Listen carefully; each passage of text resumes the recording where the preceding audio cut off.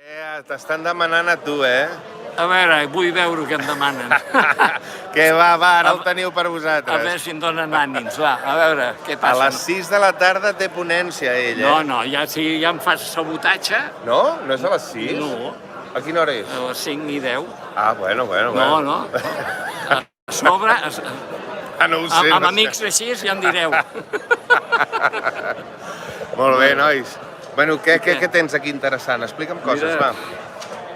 Aquí Espera. hi ha un compendi de tot el que caldria saber per recuperar la llibertat aviat. Com què? Hi ha alguna peça allò que diguis aquesta és la bona?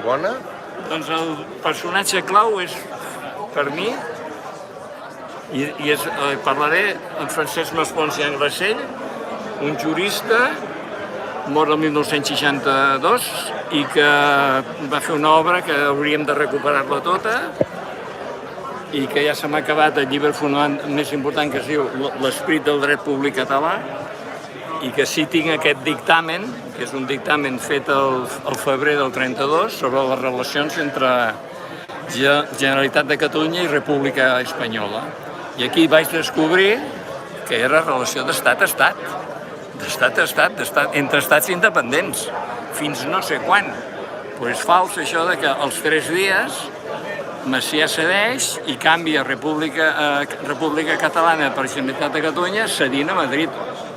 Al revés, es reivindica de la nostra història mil·lenària. Està el David Reventós dient-te força, Lluís. Gràcies. Molt bé. Bueno, llavors aquí hi ha bastant material, lògicament, a part dels quaderns que jo he anat fent i del llibre... Faré aquesta banda que així ho veurem recte, diguéssim. Primer és conèixer i retornar el dret català, les constitucions catalanes i les formes de govern catalanes, que eren totalment diferents de les castellanes. Després vaig anar arribant a la conclusió de que som un estat europeu ocupat des de 1714, som el Principat de Catalunya ocupat des de 1714, no hem de ser un nou estat d'Europa, som estat europeu ocupat fa 3 segles. L'Alma Indi diu bravo, Lluís. Gràcies. Després vaig arribar a la conclusió de que hi ha un genocidi català, que ens amaguen tots els nostres dirigents que treballen per Madrid, perquè només que ens amaguen el dret, ens amaguen que som un estat europeu ocupat i que patim un genocidi fa 3 segles, ens estan traint. Amb això n'hi ha prou per dir que ens estan traint. I aleshores vaig veure la necessitat de recuperar el punt de vista català. Perquè, clar, tot això, a mesura que jo vaig començar a adoptar el punt de vista català enllaçant amb els nostres avantpassats, vaig començar a entendre, gràcies al Xirinacs, que en un moment determinat diu aquest llibre, La traïció dels líders, que el recomano, està allà també. La traïció dels líders, que són 3 volums, un geni com ell va dedicar gran part de 5 anys de la seva vida a escriure La traïció dels líders, perquè només ell era conscient que només ell podia escriure això. Mira, el Raconet diu que volem informació sobre la nostra legalitat. Abans d'això, aquest resum que ha fet en Lluís dels 3 volums, aquest estic en procés de llegir-lo pel canal. Doncs això el que he fet senzillament agafar les conclusions de cada llibre i agrupar-les. Més afegir al final les línies que va escriure quan es va retirar conscientment a morir, a fer-se ell mateix a la mort, que és el que haurien d'aprendre a fer. I en un moment determinat diu la covardia dels dirigents catalans massificadors del poble. I aquesta frase em va impactar molt, encara l'estic digerint, després la trauré. I continuant cap allà, això, la necessitat de recuperar el punt de vista català, perquè en Xirinacs, llegint La traïció dels líders, en un moment determinat diu aquest llibre que està escrit des del punt de vista català, que és el que ens interessa, i llavors jo vaig aixecar el cap i dic, Lluís, tu ets català? Sí, i és una pregunta que es pot fer qualsevol que ara ho escolti, no? Doncs explica'm, Lluís, o explica qui estigui ara mirant, el punt de vista català. I em vaig quedar en blanc. Dic, home, puc explicar el punt de vista de Lluís, més o menys, el punt de vista català, què nassos és això? Doncs vaig començar a escriure articles, hi ha com 80 articles, recollits en 2 quaderns, hauria d'haver-hi ja un tercer, però no tinc capacitat de fer-ho, I tot això he concentrat en aquest llibret, de conèixer els catalans abans de 1714.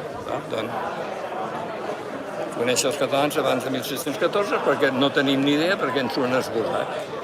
Madrid complint la seva obligació i aquí desnacionalitzant-nos al servei de Madrid. I per això els dirigents catalans silencien l'Institut Nova Història, els grups que estan recuperant l'autèntica història de Catalunya, silencien Francesc Maspons i Anglesell, que és el que més ha formulat l'esperit del dret públic català, silencien l'Alexandre de Lofeu, silencien els xirinacs, que no hi ha cap dirigent que reivindiqui els xirinacs, excepte David Reventós i jo, però dirigent oficial no n'hi ha cap. Mira, et pregunta, ara l'Alma t'acaba de preguntar que què en penses de la censura als independentistes. Però primer, aquest diu Alba? Alba? Sí, és la Eli. Bueno, faltaria saber a qui li diu independentistes. Si és els independitzadors, i aquí només hi ha un partit independitzador que és Dret 68, doncs és lògic que tant els processistes com els antiprocessistes censurin Dret 68 com censuren a un altre nivell la gota catalana. És la conducta que hem de donar per sentat que faran perquè compleixen la seva funció de mantenir-nos envaïts, ocupats, corromputs, espoliats i genocidats.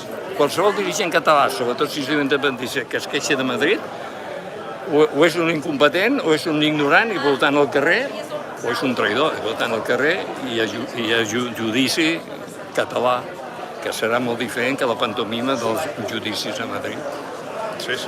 No sé, llavors, bueno, des de coses tan importants, històricament, com que en Pau Claris va ser assassinat per agents castellans. I això els diplomàtics italians i d'altres països del moment ho explicaven. I això ens ho silencien els nostres. O aquí hi ha la reproducció de les constitucions, de les últimes constitucions catalanes. Però fins i tot, doncs mira, la moda a la Catalunya del segle XIV, perquè hem de recuperar-ho tot, perquè tots ens ho han esborrat. I també tinc, però tot el material dels dirigents processistes i material preprocessista. Preprocessista, què vol dir? De quan encara el 2010 no s'havia començat a construir el procés, perquè ja estaven en aquesta línia. Déu-n'hi-do, d'impedir la independència, diluir els esforços independitzadors. O també la nova versió del Joanot d'en Tirant lo Blanc.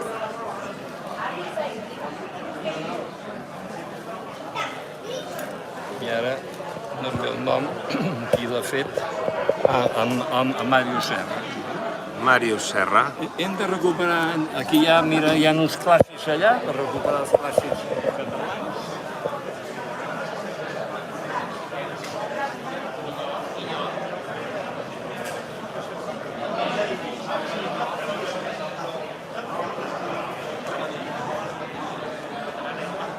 Hi ha dels pocs llibres que queden, llibrets, i aquest llibre d'en Carles Muñoz Espinal, Carles M. Espinal, perquè ell mateix es va posar així al final, Carles M. Espinal.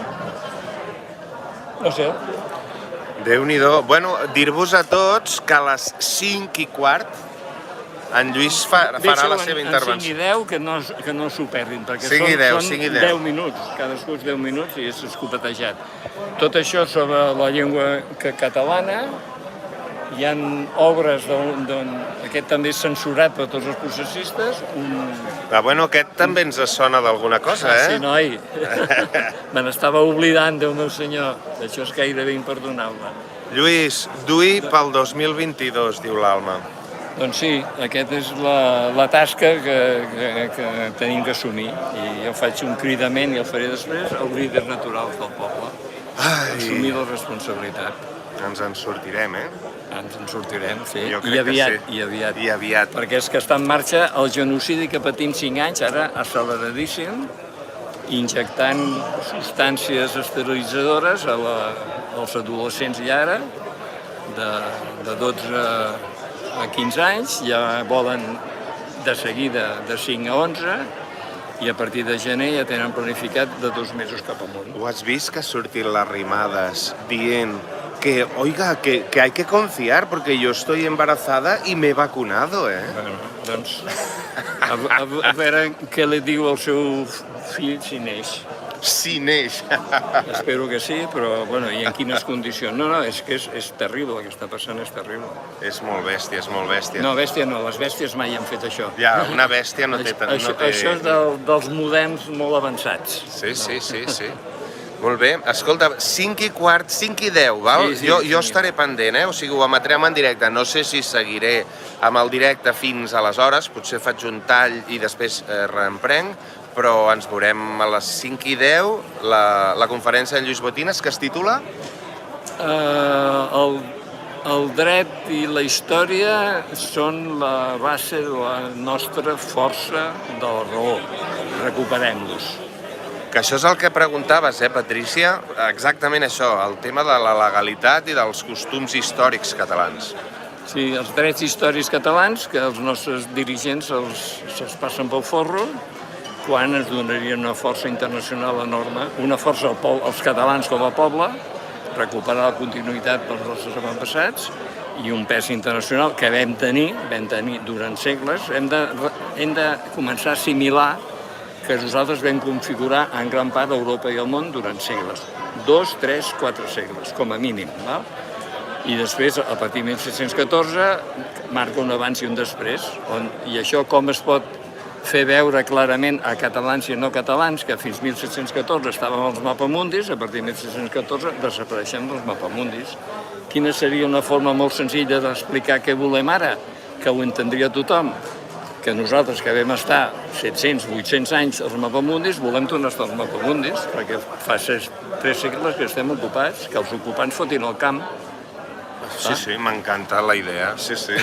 Patada al cul i a tomar pel sac, sí. El que passa és que no estic trobant els juristes que donin forma jurídica a tot això per portar-ho arreu, però aleshores aquí on està David Raventós i Dret 68, que és l'únic partit independitzador i que proposen un com que es pot portar a la pràctica, destapant la traïció i fent veure a gran part del poble català i aquells ja arrossegaran a la resta de catalans que s'ha de renovar totalment el Parlament, per tant s'han de forçar unes eleccions formalment autonòmiques, que seran unes eleccions sui generis com hi ha hagut i com mai tornarà a haver-hi, i en aquestes eleccions ja els dirigents traïdors processistes ja no es podran presentar i Dret 68 arrasarà amb 68 o més escons.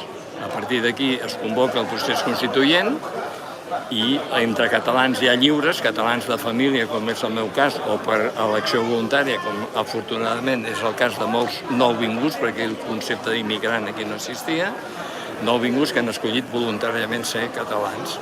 Doncs ja entre catalans lliures ja ens organitzarem dretes, esquerres, centre, o superar tot això, perquè lligat al genocidi que està en marxa hem de superar tot això. I la meva proposta és pares i avis, defenseu els vostres fills i nets, i pares i avis de tots els països, uniu-vos en defensa dels vostres fills i nets i dels fills i nets de tothom i d'arreu. I això és una força nova, potencial, que està potencialment, que si la convertim en realitat això canviarà tot i nosaltres posarem la llibertat recuperada a Catalunya al servei de la llibertat de tots els pobles del món i serà ja un nou món. I això pot ser molt ràpid. Pot ser molt ràpid perquè el genocidi està avançant molt ràpid i, per tant, si contestem adequadament, guanyarem. Jo crec que ja estem guanyant, perquè al final la catalanitat ha de ser algo molt fort, perquè si després de bombardejos, esterilitzacions, cremar llibres... Esterilització és ara. Abans era decapitació directament. O havia també forçar matrimonis amb pubilles catalanes, obligades, etc. Hi havia coses d'aquest tipus, però un genocidi esterilitzant com ara, afortunadament, no ha existit mai. Molt bé, tu. Molt bé. Molt bé. Bueno, doncs et deixaré dinar. Jo em podria posar amb tu o què? O com ho No sé, em sembla que un col·laborador m'ha guardat un lloc. Sí? No sé si n'hi hauran dos. Vaig a veure com Molt bé, ens a posem. reveure. Molt bé. Fins a les 5 i 10, 5 i 10, no us la perdeu, En aquesta, tot cas us espereu, però no us ho perdeu. Molt Visca bé. Catalunya de nou lliure. De nou lliure. Gràcies, Lluís. Gràcies.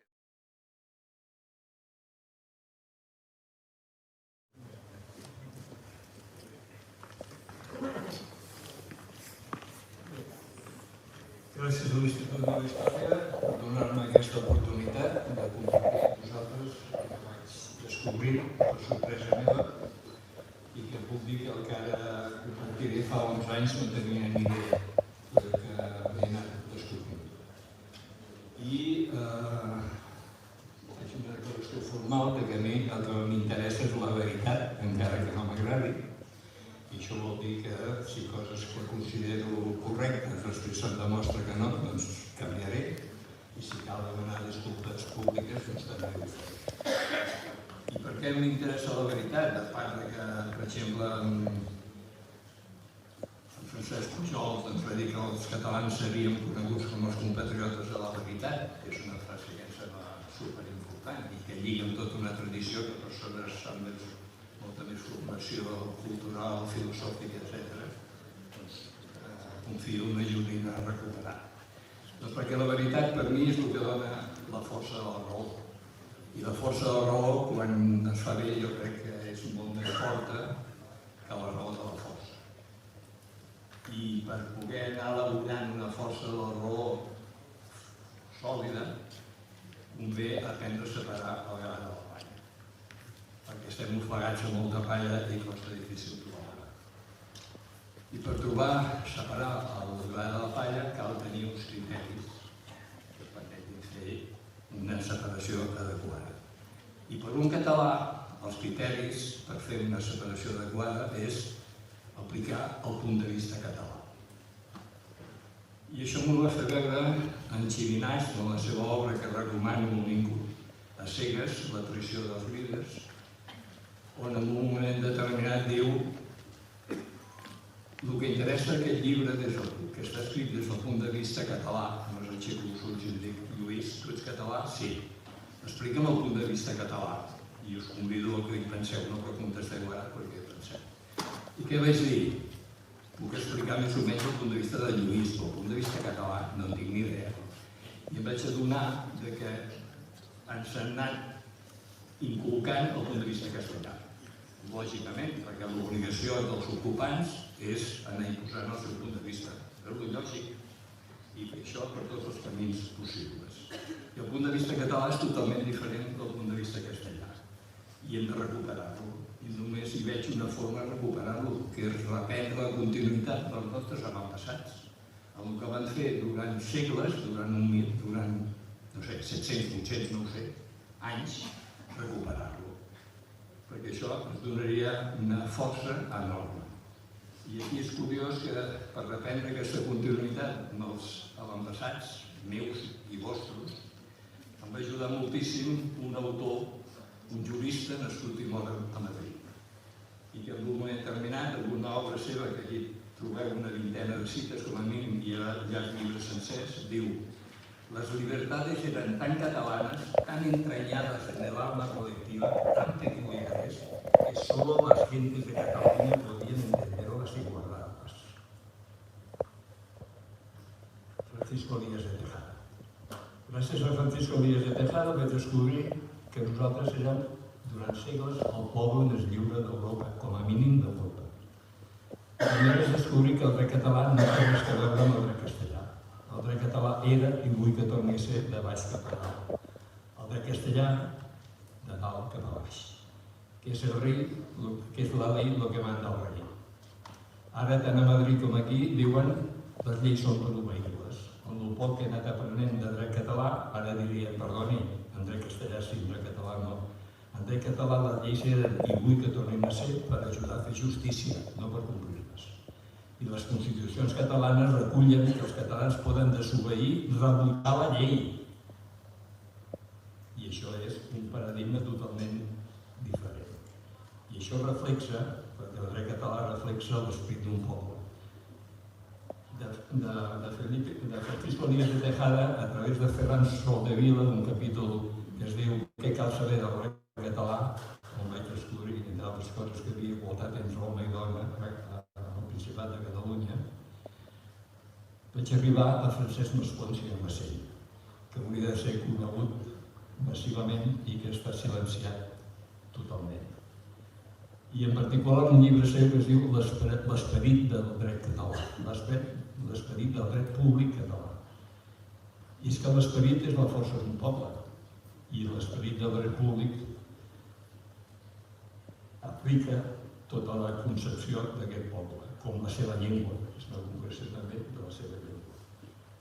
Aleshores, és d'aquest esperit, és d'aquesta llengua, és d'aquest dret, el que donen una força interior que permet fer una gran obra històrica com és la que vam fer. I que és l'única manera d'explicar que una població reduïda, no sé quan ho calculeu els investigadors, o mig milió, diguem, no sé, doncs van poder fer l'obra colossal que aquí s'està recuperant una part. I és aquesta força interna i la comunitat que això exigia, que això implicava. Vaig trobar de Ximenis que en un moment determinat diu les comunitats catalanes es reunien periòdicament i cadascú compartia el que havia descobert o el que li havia arribat d'un familiar o d'un amic de fora i ho posava a la comunitat i cadascú agafava el que considerava que era adequat per la seva llar, per el seu tros de terra, pel seu taller, etc. Esclar, això dona una força enorme. I és amb Masponsi i Massell que a l'esperit del dret públic català vaig trobar una expressió que em va impactar i que comparteixo, que és que el poble català tenia immunitas plebis, immunitat al poble. Us imagineu el que això significa? Immunitat al poble. I en l'esperit del dret públic català també diu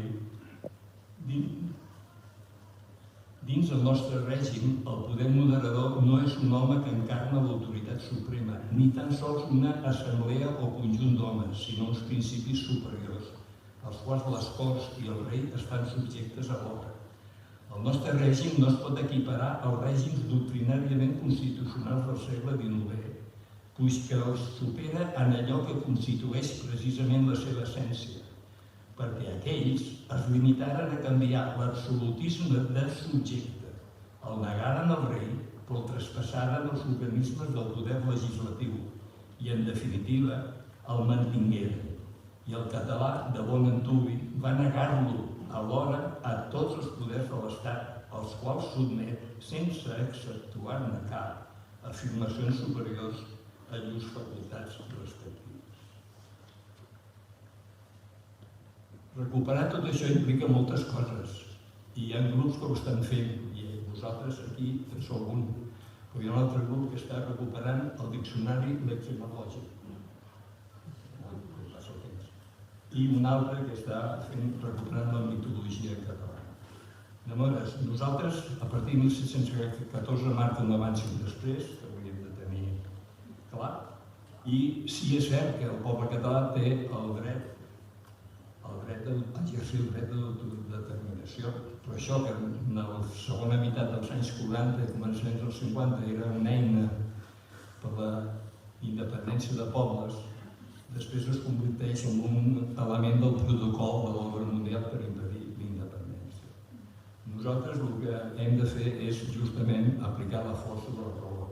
Nosaltres, com a catalans, no tenim cap dret, ni dret humà, ni com dret al poble català, ni dret dels pobles indígenes, que són declaracions del 46, del 76 i del 2007. Nosaltres tenim uns drets històrics enormes. Per què? Criteris. Vam ser el poble més lliure durant segles. El Principat de Catalunya va ser el primer estat europeu constitucional. Som els inventors de les constitucions. A més, estem ocupats des de fa 3 segles. Tot això ha sigut objecte de plebems successius. Hi ha un genocidi des de fa 5 segles que estem patint. I això tots els nostres dirigents ho callen. un castellà no resistiria 12 hores viure com vivim nosaltres. Hem de ser capaços primer de reconèixer-ho en nosaltres i després d'explicar-ho perquè s'entengui que volem tornar a ser lliures. I aquest és el punt fonamental. Jo vull dir que en Xirinacs, en un moment determinat, quan escriu per retirar-se a morir, conscientment i alegre, i diu, entre altres, la covardia dels nostres líders massificadors del poble. Jo crec que això és importantíssim, perquè això explica, per exemple, per què l'Institut Nova Història i altres investigacions no estan marginades pels dirigents. Recuperem la nostra història per fer la nostra història. Visca Catalunya de nou i encara.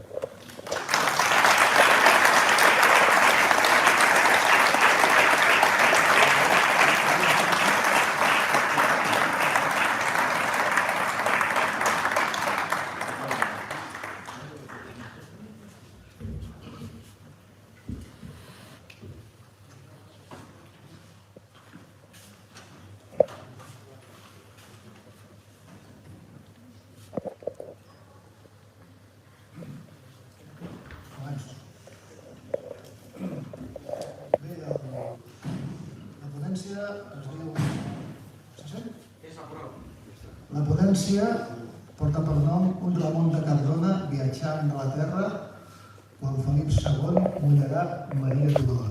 És a dir, quan Felip II... Bravo, Lluís, diuen. Bravo, Lluís. Gràcies a vosaltres. Fem tots, són 10 minuts, algú s'allarga. Jo em sembla que he fet 11. Busco. La teoria de Cardona, especialment el marit i les sortides persones del Ramon de Cardona, el Ramon de Cardona també viatjava a l'hotel i un altre